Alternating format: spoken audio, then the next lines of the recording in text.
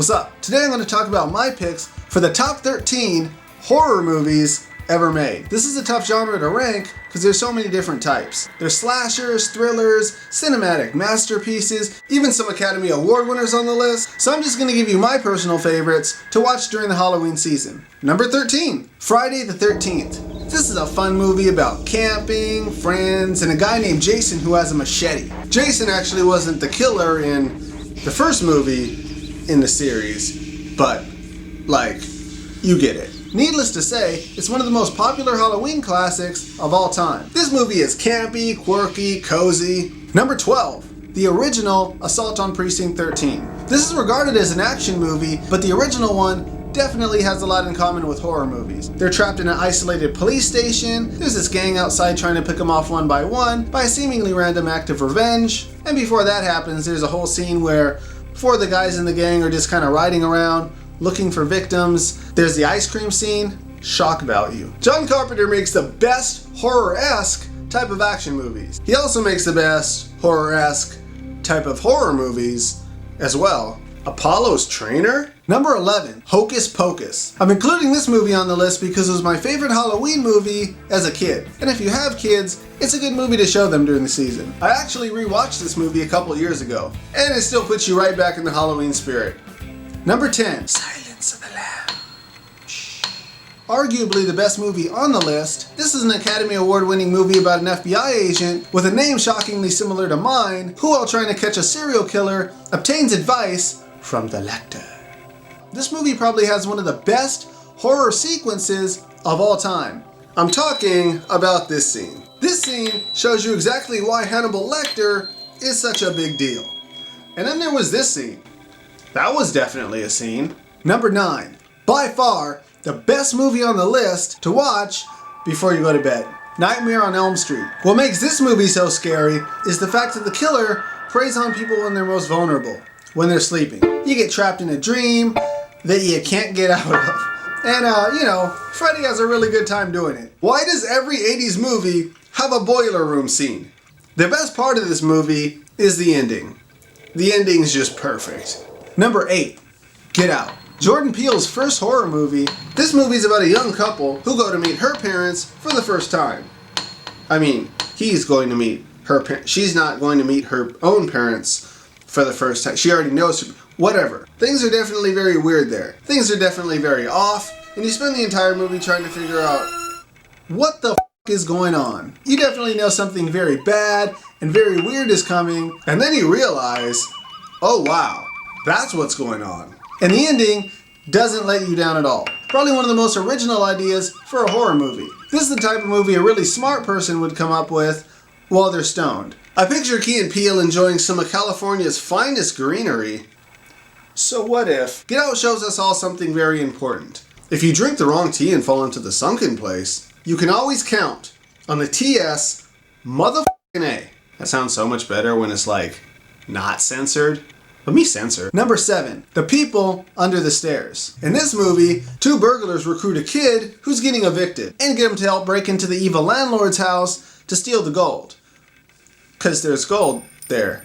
But turns out, these people are crazy. And they got guns, and a Rottweiler named Prince, and a gimp suit, and people living under the stairs. This is a fun movie and has great characters. I just rewatched it last night. Fun fact, even though everything going on inside that house might seem completely fake, but that part was actually based on a true story.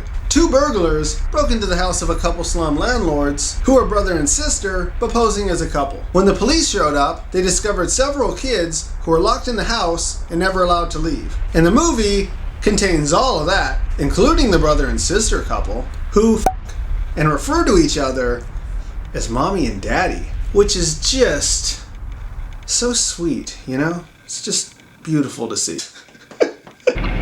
Hey, check this out. Number 6, the Halloween series. This is a lovely tale about a mass stabber named Michael who can't die.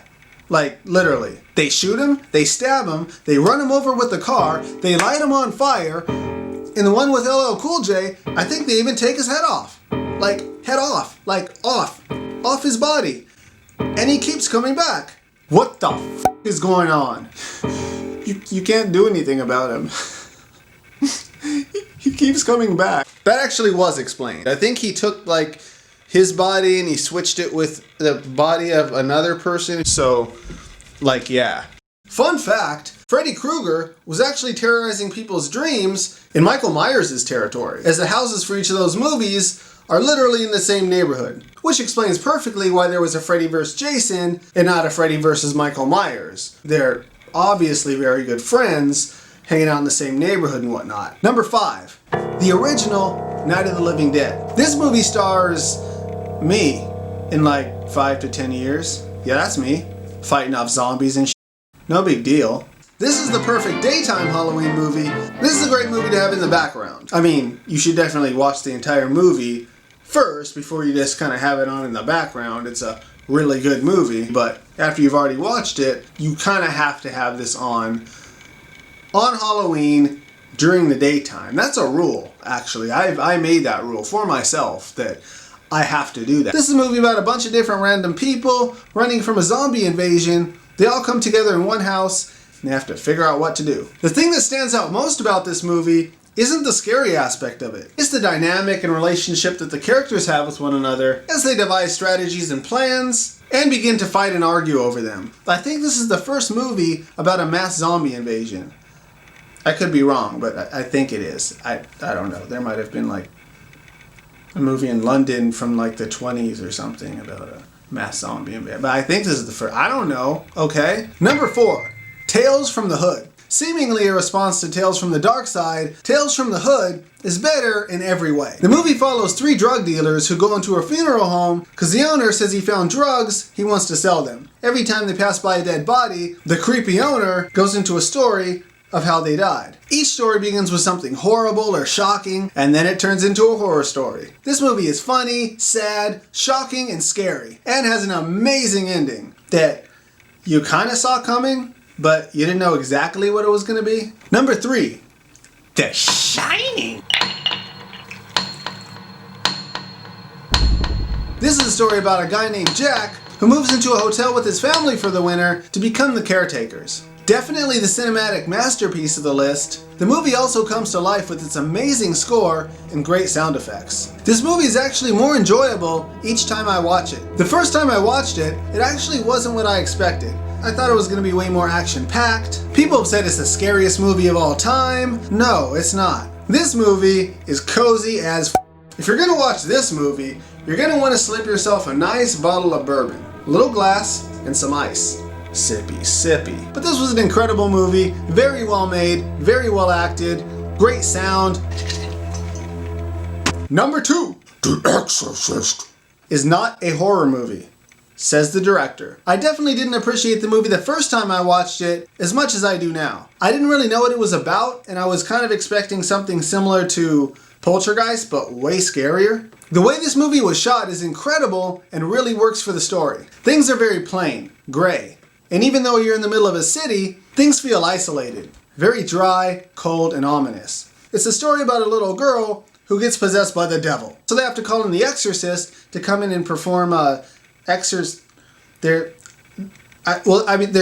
of them. There's 2 exorcists, and they both come and they exorcise the girl until the devil comes out.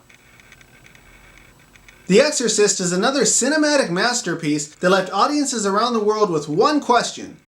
What's Casey Neistat doing in this movie? Number 1, by far, my favorite horror movie of all time. Midnight Meat Train, starring Bradley Cooper. I'm joking. Calm down. It's actually not a bad movie if you're into horror, but Psycho. Psycho is the best horror movie ever made. Alfred Hitchcock is a legend in the horror field. The thing that makes this movie as good as it is the story and the writing. But, like, this is not my favorite horror movie, so I'm just going to go ahead and replace the number 1 spot with the Scream Saga, because that is my favorite. It's not the cinematic masterpiece that The Shining was, or the Academy Award winner Silence of the Lambs was. Silence of the Lambs, Silence to the Lambs, whatever. But at least for me, by far the best slasher movie. It's scary, tense, funny, and well thought out. the perfect popcorn Halloween movie, and hits every category needed for a good horror movie. It also doesn't take itself too seriously, but it's not stupid. In a way, it's kind of a celebration of horror movies. The characters are into horror, and the killer is always one of the characters. Also great acting, because upon first watch, it's really hard to predict who the killer is. Or there's something that always throws you off from the person you thought it was. But upon second watch, it's always painfully obvious the second time you watch it. You actually can't tell who the killer is in the third one. Third one's still my second favorite. That's just a silly movie. And I actually like all the movies at least somewhat equally, with 1 being the best, 2 being the scariest, 3 being the most fun, and 4 probably had the best killer reveal. So yeah, those are my picks for my top 13 favorite horror movies to watch during the Halloween season. I know I probably left a few movies off the list that I should have included. I also haven't seen The Conjuring yet, but people are saying that's the scariest movie of all time, so I've yet to see that. If you're a fan of scary movies, be sure to give this video a thumbs up. Leave me a comment and let me know what movie you would have liked to see on the list. Also be sure to check out my other videos that I make, I make other types of videos where you could learn stuff, or you could also like be entertained and see something entertaining. That's cool if you watch videos.